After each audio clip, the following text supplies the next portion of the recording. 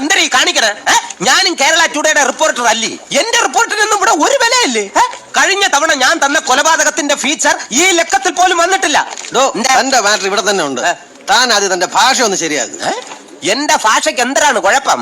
നോക്ക്, ഈ കൊലപാതകത്തിന് എന്താണ് സംഭവിച്ചത് എന്നുള്ളതിന് പകരം താൻ എന്താ എഴുതി വെച്ചിരിക്കുന്നത്? എന്താണ് ഈ കൊലപാതകത്തിന് എന്താണ് സംഭവിച്ചത്? എന്തെന്ന് എഴുതിയാൽ ഇപ്പൊ എന്താണ് കുഴപ്പം? ചില പ്രദേശങ്ങളിൽ എന്താ, ചില സ്ഥലത്ത് എന്നതാ, എന്തുവാ, എന്തുട്ടാ, എന്തിയെ. അതിനൊന്നും ഒരു പ്രശ്നമില്ല.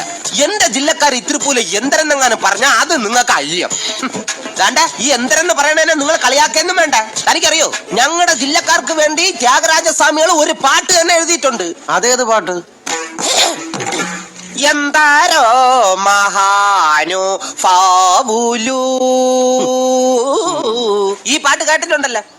ഏത് ജില്ലക്കാർക്കുണ്ട് ഇതുപോലെ സ്വന്തമായിട്ടൊരു പാട്ട്?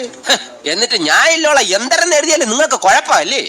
ലക്കത്തിൽ എന്റെ ഫീച്ചർ വന്നില്ല എങ്കിൽ അമ്മച്ചിയാണ് നീ നിന്റെ 65 വയസ്സുള്ള അമ്മമ്മേനെ പീഡിപ്പിച്ചെന്ന് ഞാൻ തീപ്പന്തൽ എഴുതും. നോക്കിക്കോ. അതെ, യെസ്, തീപ്പന്തൽ എഴുതുന്ന രാജ് ബോസ് ആരാധകരെ കണ്ട.